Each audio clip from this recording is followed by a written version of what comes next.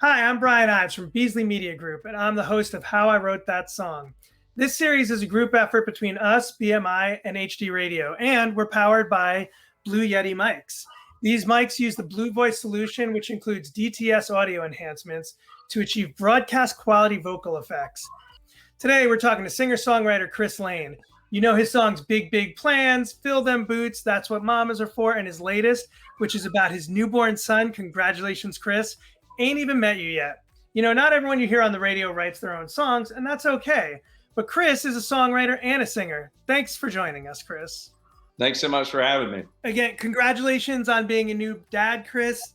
Your latest song, Ain't Even Met You Yet, obviously is about the experience that you've been going through for the past few months. Talk about writing that song. Yeah, so Ain't Even Met You Yet is about the feelings that I was having becoming a first-time dad. And I feel like parents who are becoming first-time parents probably have very similar feelings, you know, scared to death and ready at the same time. I feel like is a real feeling and ones that I was having. And so I decided to write about it. Ain't Even Met You Yet. Title kind of came out. I wrote it 3 months before Dutton was born. And when I finished it, I thought, wow, I should record this song, just not even to put it out into the world at the time. I wasn't even thinking about it in that way. I just wanted to record it so that when he's old enough to understand, I'll say, I wrote you this song, months leading into when you were born. And it's been very exciting to see the reaction that the song's actually gotten. I appreciate all the love people are showing. The line, just between us two, sometimes Mama's crazy. Did you run that past her before, committing it to the microphone and, recording it? Yeah. So honestly, good point to make. That was one of my favorite lines of the whole song, and one that I will raise a beer to every time I sing it on stage. I wrote this song out on the back porch at my house here, and Lauren was sitting in the living room and kind of running around the house all day long. And when I finished that line, I wanted her to understand it's not meant to be in a negative form. It's meant to be in a sweet way, because she's always dancing, she's always singing, and just a funny way for me to tell Dutton, when he's old enough to know, like, your mama's crazy. She's always dancing and singing. So it was meant to be in a funny / sweet connotation. And I did run it by Lauren though, and just said, hey, I just want to make sure that you are cool with me saying that. I don't mean it in any other way other than how you are. She's got the best personality in the world, so much fun to be around, and hopefully that's what people took away from that line. So talk about Big Big Plans. Yeah, Big Big Plans was a song. We wrote this song with a proposal in mind. Now, the song did not start that way. It started like any other write. You get in there, you jump on an idea. We loved the title Big Big Plans, just started writing it. And it took 3 times to get back together to finish this song because we didn't know where to take that last little verse thing that we did. We didn't know if we needed a bridge. We didn't know if we needed anything at all. So we just kept talking about it through text, and then we got back together, never finished it. Wrote a second verse though. And then it turned into, I said, well, I am about to propose in the next month or 2. And they said, oh yeah, great idea. So let's try to do that. And in 10 minutes, we wrote that last verse, because I said, this is exactly what I'm gonna do. I'm gonna propose in her hometown, in her parents' backyard. I planned it all out. And that's exactly what we wrote in there. A song that was super personal to me. I didn't expect it to get the reaction that it got, but it went on, became my next single on the radio. And then I had a #1 with it. And now it's one of my favorite songs to play live, because a proposal basically happens every single night that I play this song. People reach out all the time, ask if they can come on stage and propose. And to me, that is the greatest thing in the world, because when you hand somebody a microphone that's not used to being on stage and the nerves hit, it's one of the greatest and most entertaining moments I could ever ask for. And the crowd loves it every single time. It's something that never gets old to me. So talk about That's What Mamas Are For.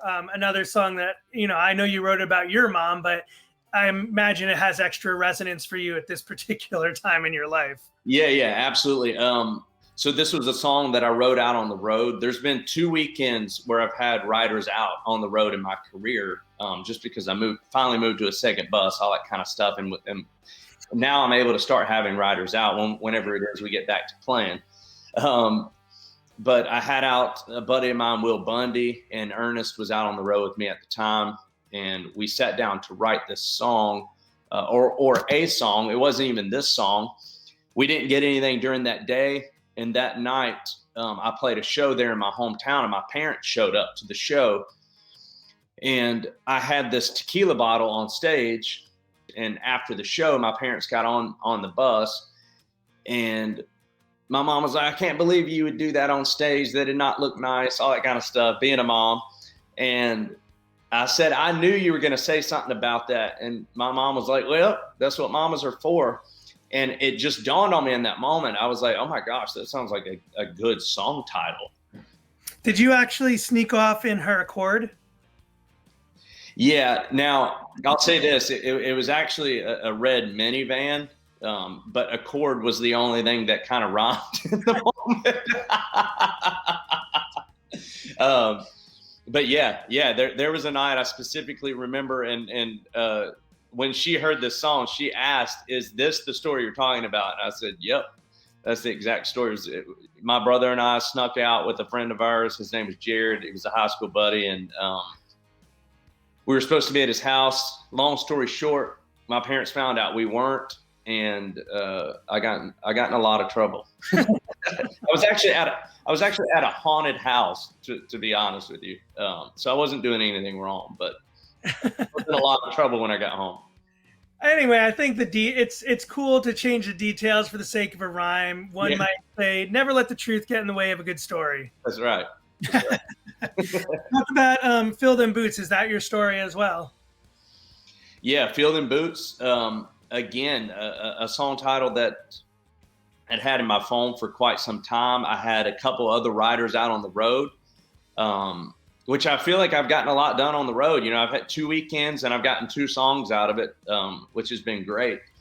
But Josh Miller, one of my favorite writers in town to write with, I had Ernest out on the road with me still at that time. And then another one of my favorite writers, Mark Trussell, came out that weekend as well. And we wrote a handful of songs.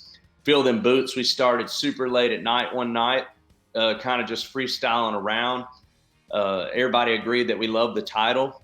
We wrote the song, about probably half the song, after a show one night in Grand Rapids, Michigan. Finished it the next day in Detroit, Michigan. And I had it, the demo in my phone for, a year and a half, something like that. And it was one that I kept going back to.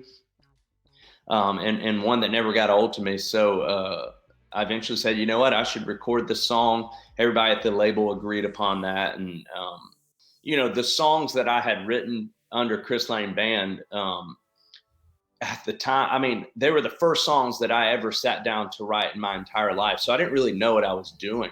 I played sports my whole life. Music was not something that I did, at an early age. So I had a lot to learn. And when I first moved to Nashville, I was super nervous in the writing room, writing with guys who've had 20, 25 number ones. I was super quiet, didn't have a lot to say. Looking back on it now, it makes me laugh a little bit. And I've since talked to all the songwriters. I'm like, man, I apologize so much because I was so scared to death to say anything dumb, because I thought, well, if I say something dumb, they're never going to want to write with me again. Now I've learned, just through doing it a lot now, you want to say dumb stuff because anything can lead to something cool. You just never know. And that is one thing that all those big songwriters told me early on, like, don't stress yourself out, like say anything, because it truly could lead to the next thought that we need. So don't hold anything back.